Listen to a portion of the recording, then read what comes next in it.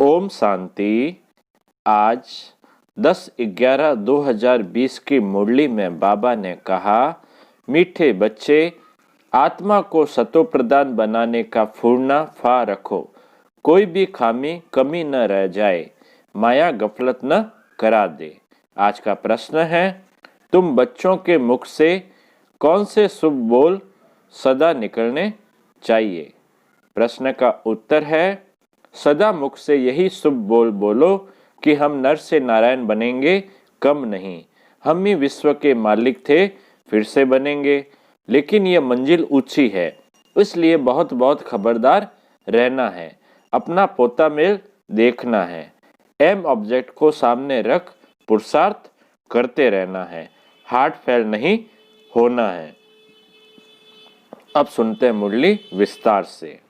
ओम शांति। बाप बैठ रूहानी बच्चों को समझाते हैं, यहाँ जब याद की यात्रा में बैठते हो तो भाई बहनों को कहो कि तुम आत्मा अभिमानी हो बैठो और बाप को याद करो। यह स्मृति दिलानी चाहिए।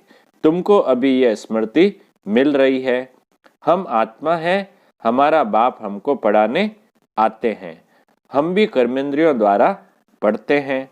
बाप भी कर्मेंद्रियों का आधार ले इन द्वारा पहले पहले ये कहते हैं, बाप को याद करो। किनके द्वारा? ब्रह्मा बाबा के द्वारा। बच्चों को समझाया गया है कि यह है ज्ञान मार्ग, भक्ति मार्ग नहीं कहेंगे। ज्ञान सिर्फ एक ही ज्ञान सागर पतित पावन देते हैं। कौन है वो? शिव बाबा। तुमको पहले नंबर का पाठ यही मिलता है, अपने को आत्मा समझ बाप को याद करो। यह बहुत जरूरी है और कोई भी सत्संग में किसी को कहने आएगा नहीं। भल आजकल आर्टिफिशियल संस्थाएं बहुत निकली है।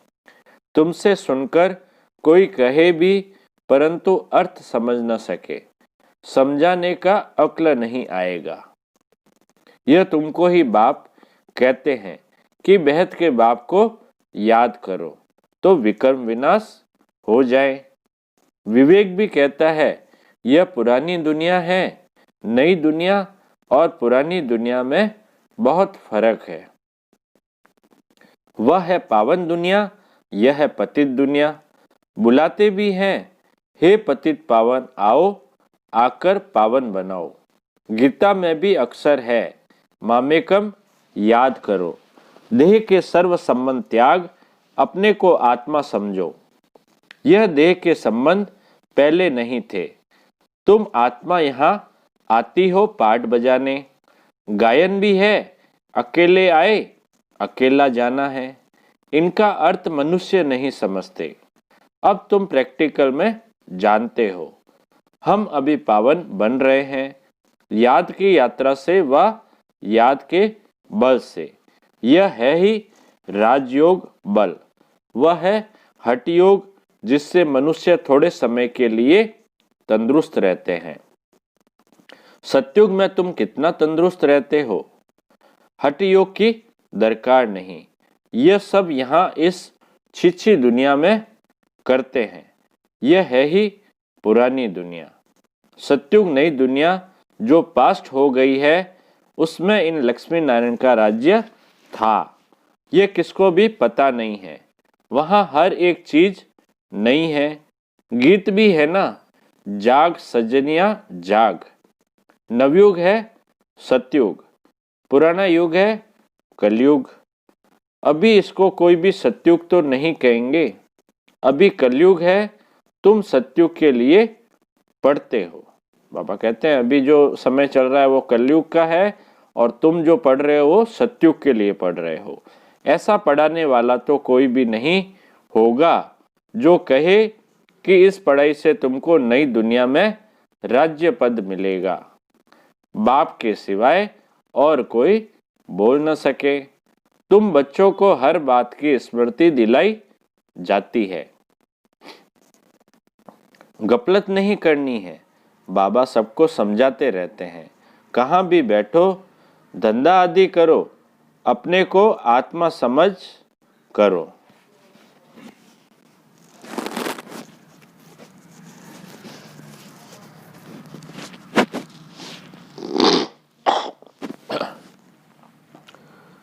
धंधे दोरी में जरा मुश्किलात होती है तो जितना हो सके टाइम निकाल याद में बैठो, तभी आत्मा पवित्र होगी, और कोई उपाय नहीं।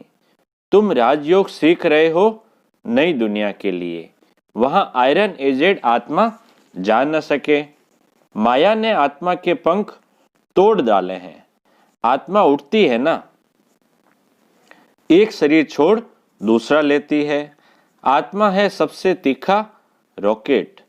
तुम बच्चों को यह नई नई बातें सुनकर वंडर लगता है। आत्मा कितना छोटा रॉकेट है, उसमें 84 जन्मों का पाठ नूंदा हुआ है। ऐसी बातें दिल में याद रखने से उमंग आएगा। स्कूल में विद्यार्थियों की बुद्धि में विद्या याद रहती है ना, तुम्हारी बुद्धि में अब क्या है? बुद्धि कोई शरीर में नहीं है, आत्मा में ही मन बुद्धि है। आत्मा ही पढ़ती है, नौकरी आदि सब कुछ आत्मा ही करती है। शिव बाबा भी आत्मा है, परंतु उनको परम कहते हैं। शिव बाबा भी आत्मा ही है, लेकिन उनको परम आत्मा कहते हैं। परम है वो, वह ज्ञान का सागर है, वह बहुत छोटी बिंदी है। यह भी किसको पता नहीं है। जो उस बाप में संस्कार है वही तुम बच्चों में भरे जाते हैं। अभी तुम योग बल से पावन बन रहे हो, उसके लिए पुरुषार्थ करना पड़े। पढ़ाई में फूरना तो रहता है कि कहाँ हम फेल न हो जाएं। इसमें पहले नंबर की सब्जेक्ट ही यह है कि हम आत्मा सत्व प्रदान बने, कुछ खामी न रह जाए, नहीं तो नापास हो जाएंगे। माया तुमको हर बात में बुलाती है। आत्मा चाहती भी है चार्ट रखें, सारे दिन में कोई आसुरी काम न करें। बाबा कहते हैं भाई आत्मा भी चाहती भी है कि चार्ट रखे और सारे दिन में कोई भी ऐसा कार्य नहीं हो, आसुरी कार्य नहीं हो, परंतु माया चार्ट रखने नहीं देती। तुम माया के चंपे में आ जाते हो। दिल कहती भी है पोता मेल रखें। व्यापारी लोग हमेशा फायदे नुकसान का पोता मेल रखते हैं। तुम्हारा तो ये बहुत बड़ा पोता मेल है, 21 जन्मों की कमाई है, इसमें गफलत नहीं करनी चाहिए। बच्चे बहुत गफलत करते हैं। इस बाबा को तो तुम बच्चे सूक्ष्म वतन में स्वर्ग में भी देखते हो। बाबा भी बहुत पुरुषार्थ करते हैं, वंडर भी खाते रहते हैं। बाबा की याद में स्नान करता हूँ, भोजन खाता हूँ, फिर भी भूल जाता हूँ, फिर याद करने लगता हूँ। बड़ी सब्जेक्ट है यह, इस बात में कोई भी मतभेद आ नहीं सकता।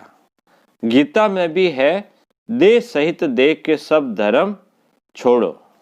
गीता में भी लिखा हुआ ना, देह सहित देह के सब धर्म छोड़ो, बाकी रही आत्मा। देह को भूल अपने को आत्मा समझो। आत्मा ही पतित तमो प्रधान बनी है। मनुष्य फिर कह देते आत्मा निर्लेप है। आत्मा सो परमात्मा सो आत्मा है, इसलिए समझते हैं आत्मा में कोई लेप छेप नहीं लगता है। तमोगुणी मनुष्य शिक्षा भी तमोगुणी देते हैं, सतोगुणी बना न सके। भक्ति मार्ग में तमो प्रधान बनना है। हर एक चीज पहले सतो प्रधान फिर रजो तमो में आती है। कंस्ट्रक्शन और डिस्ट्रक्शन होता है। बाप नई दुनिया का कंस्ट्रक्शन कराते, फिर इस पुरानी दुनिया का डिस्ट्रक्शन हो जाता है। भगवान तो नई दुनिया रचने वाला है, यह पुरानी दुनिया बदलकर नहीं होगी। नई दुनिया के चिन्ह तो यह लक्ष्मी नारायण है ना, यह नई दुनिया के मालिक है। त्रेता को भी नई दुनिया नहीं कहेंगे। कलयुग को पुराना, सत्युग को नया कहा जाता है। कलयुग को पुराना, सत्युग को नया कहा जाता है। कलयुग अंत और सत्युग आदि का यह है संगम युग। ये जो अभी चल रहा है वो कलयुग अंत है और सत्युग आरंभ का बीच का युग है। कोई MA BA पढ़ते हैं तो ऊंच बन जाते हैं ना, तुम इस पढ़ाई से कितने ऊंच बनते हो। दुनिया इस बात को नहीं जानती कि इनको इतना ऊंच किसने बनाया। तुम अभी आदि मध्य अंत को जान गए हो, सबकी जीवन कहानी को तुम जानते हो। यह है नॉलेज। बाबा कहते हैं यहाँ आने के बाद तुमने आदि मध्य अंत को जान लिया है, सबकी जीवन कहानी को तुम जान गए हो। यह है नॉलेज। भक्ति में नॉलेज नहीं है, सिर्फ कर्म कांड सिखाते हैं। भक्ति तो अथाह है, कितना वर्णन करते हैं, बहुत खूबसूरत दिखाई पड़ती है। बीज में क्या खूबसूरती है, इतना छोटा बीज कितना बड़ा हो जाता है। भक्ति का यह झाड़ है, अथाह कर्म कांड है। ज्ञान का गुटका एक ही है, मन मना भाव। बाप कहते हैं तमो प्रधान से सतो प्रधान बनने के लिए मुझे याद करो। तुम कहते भी हो हे पतित पावन, हमको पावन बनाओ। रावण राज्य में सब पतित दुखी है, राम राज्य में सब है पावन सुखी। राम राज्य रावण राज्य नाम तो है, राम राज्य का किसको पता नहीं है सिवाय तुम बच्चों के। तुम अब पुरुषार्थ कर रहे हो, 84 जन्मों का राज भी तुम्हारे सिवाय कोई नहीं जानते। बल करके कहते हैं भगवानुवाच, मन मना भाव। सो क्या ऐसे थोड़े ही कोई समझाएंगे कि तुमने 84 जन्म कैसे पूरे किए। अब चक्र पूरा होता है। गीता सुनाने वालों का जाकर सुनो, गीता पर क्या बोलते हैं। तुम्हारी बुद्धि में तो अब सारा ज्ञान टपकता रहता है। बाबा पूछते हैं आगे कभी मिले हो। कहते हैं हाँ बाबा, कल्प पहले मिले थे। बाबा पूछते हैं और तुम उत्तर देते हो अर्थ सहित, ऐसे नहीं कि तोते मिसल कह देंगे। फिर बाबा पूछते हैं क्यों मिले थे, क्या पाया था, तो तुम कह सकते हो हमने विश्व का राज्य पाया था। उसमें सब आ जाता है। भल तुम कहते हो नर से नारायण बने थे, परंतु विश्व का मालिक बनना, उसमें राजा रानी और डीटी डिनेस्टी सब है। उनका मालिक राजा रानी प्रजा सब बनेंगे। इसको कहा जाता है शुभ बोलना। हम तो नर से नारायण बनेंगे, कम नहीं।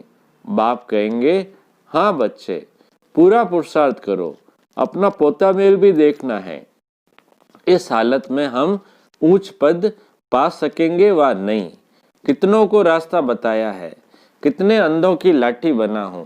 अगर सर्विस नहीं करते तो समझना चाहिए हम प्रजा में चले जाएंगे। अपनी दिल से पूछना है, अगर अभी हमारा शरीर छूट जाए, अपने दिल से पूछना है अगर अभी हमारा शरीर छूट जाए तो क्या पद पाएंगे। बहुत बड़ी मंजिल है, तो खबरदार रहना चाहिए। कई बच्चे समझते हैं बरोबर हम तो याद ही नहीं करते, तो फिर पोता मेल रखकर क्या करेंगे। उसको फिर हार्ट फेल कहा जाता है। वह पढ़ते भी ऐसा ही है, ध्यान नहीं देते। मियाँ मिट्ठू बन बैठ नहीं जाना है, जो पिछाड़ी में फेल हो जाए। अपना कल्याण करना है, एम ऑब्जेक्ट तो सामने है, हमको पढ़कर ये बढ़ना है। यह भी वंडर है ना। कलयुग में तो राजाई है नहीं, सतयुग में फिर इनों की राजाई कहाँ से आई। सारा मदार पढ़ाई पर है।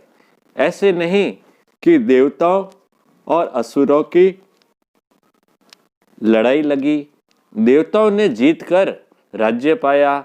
अब असुरों और देवताओं की लड़ाई लग कैसे सकती। न कौरवों और पांडवों की ही लड़ाई है, लड़ाई की बात ही निषेध हो जाती है। पहले तो ये बताओ कि बाप कहते हैं देह के सब संबंध छोड़ अपने को आत्मा समझो। तुम आत्मा अशरीरी आई थी, अब फिर वापस जाना है। पवित्र आत्मा ही वापस जा सकेगी, तमो प्रधान आत्माएं तो जा न सके। आत्मा के पंख टूटे हुए हैं, माया ने पतित बनाया है। तमो प्रधान होने के कारण इतना दूर होली पवित्र जगह जा नहीं सकते। अभी तुम्हारी आत्मा कहेगी कि हम असुर परम धाम के रहने वाले हैं। यहाँ यह 5 तत्वों का पुतला लिया है पाठ बजाने के लिए। मरते हैं तो कहते हैं स्वर्गवासी हुआ। कौन? वहां शरीर गया या आत्मा सही गई? शरीर तो जल गया, बाकी रही आत्मा, वह स्वर्ग में तो जा नहीं सकती। मनुष्य को तो जिसने जो सुनाया वह कहते रहते हैं। भक्ति मार्ग वालों ने भक्ति ही सिखलाई है, ऑक्यूपेशन का किसको पता नहीं है। शिव की पूजा सबसे ऊंच कहते हैं, ऊंच से ऊंच शिव है, उनको ही याद करो, सिमरन करो। माला भी देते हैं, शिव शिव कहते माला फेरते रहो।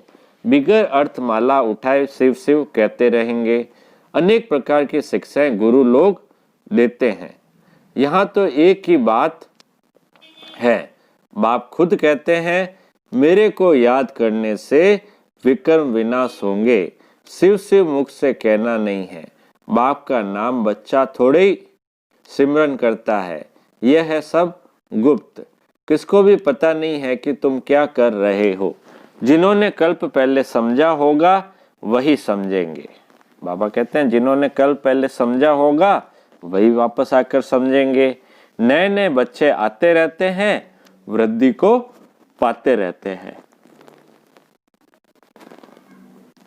आगे चल ड्रामा क्या दिखलाता है, जो साक्षी होकर देखना है। पहले से बाबा साक्षात्कार नहीं कराएंगे कि यह होगा, फिर तो आर्टिफिशियल हो जाए। यह बड़ी समझने की बातें हैं, तुमको समझ मिलती है।